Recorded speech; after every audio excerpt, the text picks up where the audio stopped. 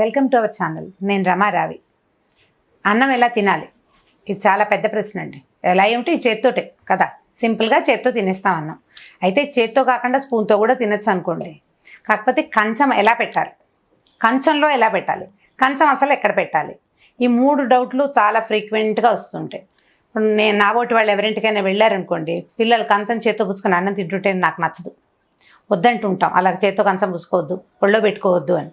అయితే ఇవన్నీ చాదస్తాలు లేకపోతే ఏదైనా కొన్ని వర్గాలకు మాత్రమే చెందిన భావజాలం అని అనుకోకూడదండి. దీంట్లో హైజీన్ ఉంది పూర్తిగా. ఇప్పుడు మనం అన్నం తినేటప్పుడు ఎడం చేత్తో కంచం పట్టుకున్నాం అనుకుందాం. చాలామందికి అలవాటు ఉంటుంది.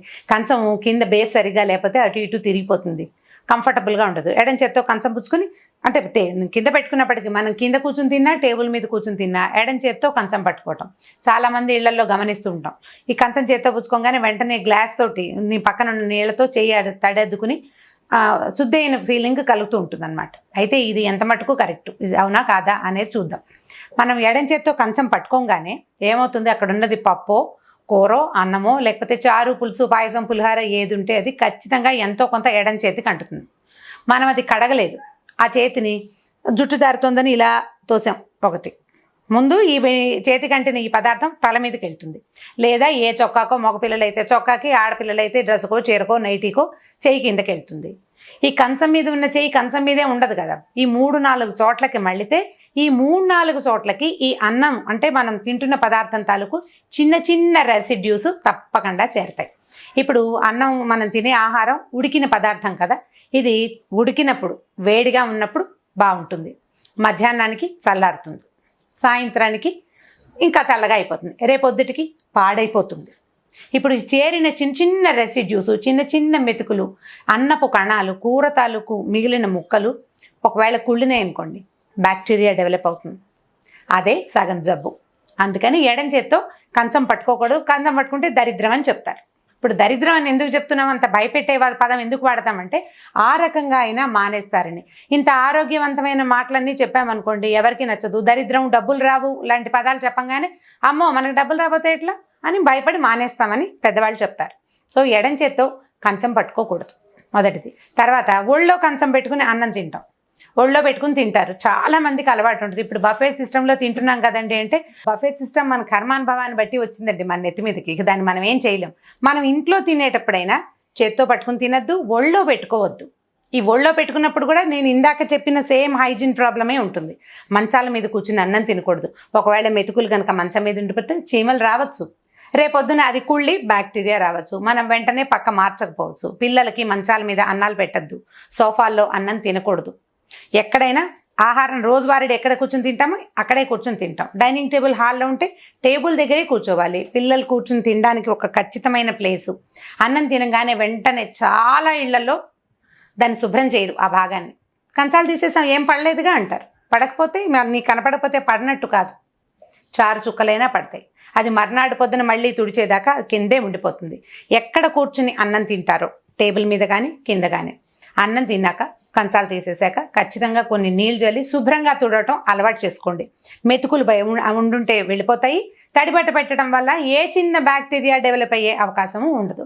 ఈ 2 హెల్దీ హ్యాబిట్స్ అంటే హైజీనిక్ హ్యాబిట్స్గా భావించండి. ఇది కొన్ని వర్గాలకు మాత్రమే పరిమితమైన చాదస్తపు అలవాటుగా అని అనుకోవద్దు. అది మంచి ఆలోచన కాదు, ఆరోగ్యం కోసం పెట్టబడినవే. మా ఇళ్లలో పాత రోజుల్లోనే అంటే నా చిన్నతనంలో ఆవు పేడతోటి శుద్ధి చేసేవారు అన్నం తిన్న భాగాల్ని. పేడ శుద్ధి పెట్టడం అనేది ఒక పద్ధతి.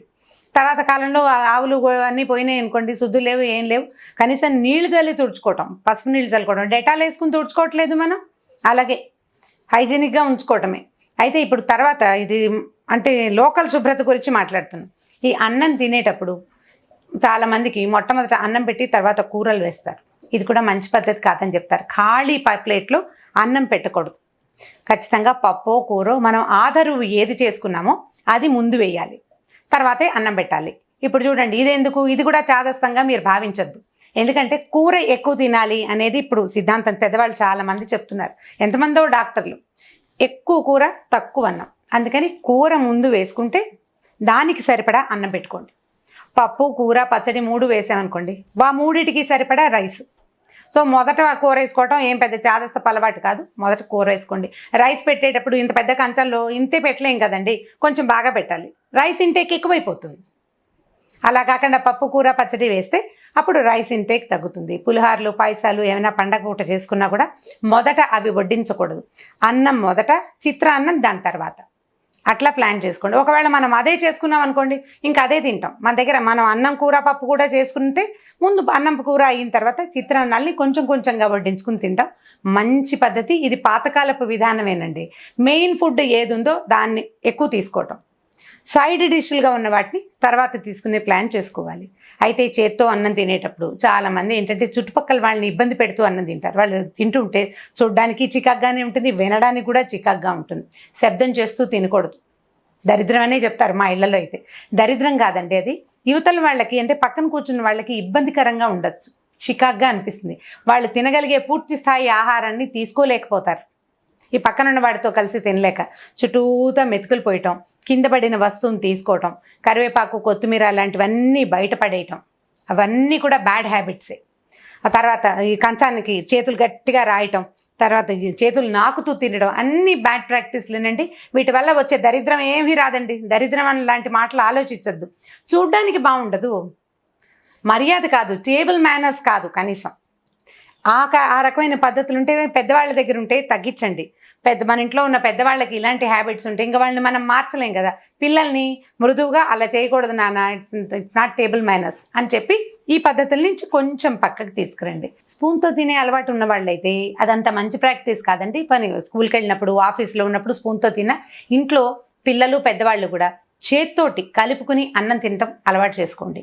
ఈ చేతికి నోటికి బ్రెయిన్కి సంబంధం కరెక్ట్గా ఉంటుంది. రుచిని పూర్తిగా బ్రెయిన్ ఆస్వాదిస్తుంది చేత్తోటైతే. ఎంత మటుకు తినాలి, ఎక్కడ ఆపాలి అనేది కూడా చేత్తో తినే వాళ్ళకి కొంత అదుపు ఉంటుందని చెప్తారు. ఇంట్లో అంటే మన పాత పద్ధతులు, భగవంతుడు 10 వేళ్ళు ఎందుకు ఇచ్చాడండి? చక్కగా కలుపుకుని తినడానికి. 10 వేళ్ళతో కలుపుకోం, ఓ చేత్తో కలుపుకుంటాం, రెండో చేత్తో వడ్డించుకుంటాం కదా, వడ్డించుకుంటాం, మంచినీళ్ళ గ్లాస్ తీసుకుంటాం. అలా ఆలోచించి చూడండి. పిల్లలకి కనుక స్పూన్ ఫీడింగ్ అలవాటు ఉంటే వాళ్ళంతట వాళ్ళు అన్నం తీసుకుని తినేలాగా చెప్పండి. పాత రోజుల్లో చెప్పేవాళ్ళు ఏరుకుని 7 మెతుకులు తిన్నా ఏనుగంత బలం వస్తుందని. అంటే స్వయంగా ఆహారం తీసుకుంటే బ్రెయిన్ చాలా సాటిస్ఫై అవుతుందండి. చిన్నపిల్లలకి చేత్తోటి తీసుకునేలాగా అలవాటు చేయండి. కిందంతా పోస్తారు, ఎత్తుకోండి, మెతుకులు ఎత్తుకోవటమే. ఇప్పుడు దీనికి ఏం చేయాలి? మనం డైనింగ్ టేబుల్ మీద టేబుల్ క్లీన్గా చేసుకోవటం. ఎప్పటికప్పుడు ఆహారం తిన్న వెంటనే టేబుల్ క్లీన్ చేయటం తప్పకుండా. తర్వాత శుభ్రంగా చేతులు వేళ్లలో సందులో శుభ్రంగా కడుక్కోవటం. బట్టలకి రాసేయకుండా దానికోసం చేతులు తుడుచుకోవడానికి ఒక అండువా, ఓ తువాలు, ఓ నాప్కిన్ పక్కన పెట్టుకుని దానికి చేతులు తుడుచుకోవడం లాంటివి కనుక ప్రాక్టీస్ చేయిస్తుంటే క్రమంగా పిల్లలకి అలవాటు అవుతుంది. పెద్దవాళ్ళకి ఇలాంటి అలవాట్లు చెప్పక్కర్లేదనుకోండి, ఏవో చిన్న పద్ధతుల్లో మార్పులు. పిల్లలు చేసేటప్పుడు మనం వద్దు అని చెప్పాలంటే పెద్దవాళ్ళు చేయకుండా ఉండాలి. సోఫాలో ప్లేట్లు పుచ్చుకుని సినిమాలు చూడొద్దు. సినిమా చూసేటప్పుడు అన్నం తింటామనుకోండి, కింద పెట్టుకోండి.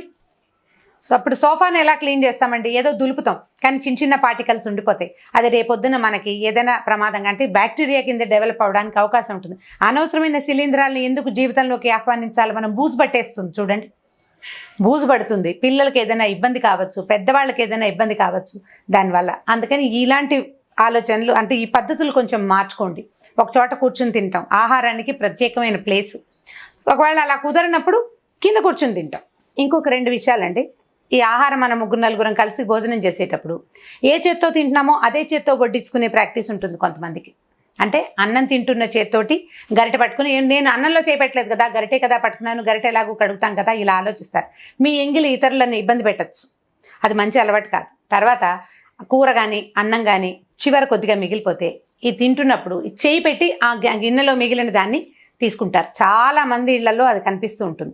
ఈ కొంచెమే కదా ఉంది, ఎలాగో కడిగేస్తాం కదా అని ఈ ఎంగిలి చేతులు పెట్టడం అనేది ఎంత ఇబ్బందికరంగా అనిపిస్తుందండి. దీన్ని కూడా దరిద్రం అనే చెప్తారు. ఊడ్చుకుని తినకూడదు గిన్నెలో అంటారు.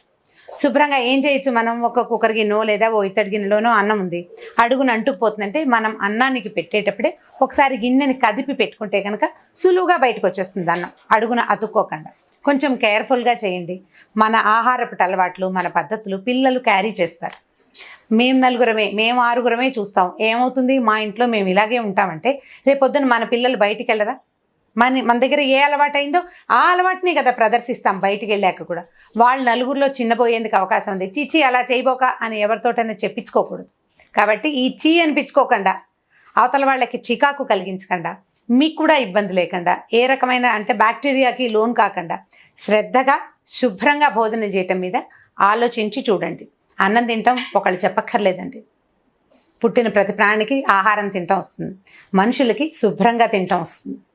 ఇంకొంచెం పరిశుభ్రంగా తినే ప్రాక్టీస్ కనుక మనం చేస్తే కొన్ని రకాల వైరస్లు, కొన్ని రకాల బ్యాక్టీరియాస్ నుంచి మనం తప్పించుకోగలుగుతాం. ఆలోచించి చూడండి. ఈ వీడియో కనుక మీకు నచ్చినట్లయితే లైక్ చేయండి, షేర్ చేయండి. మరిన్ని వీడియోస్ కోసం మా ఛానల్కి సబ్స్క్రైబ్ చేసుకోండి.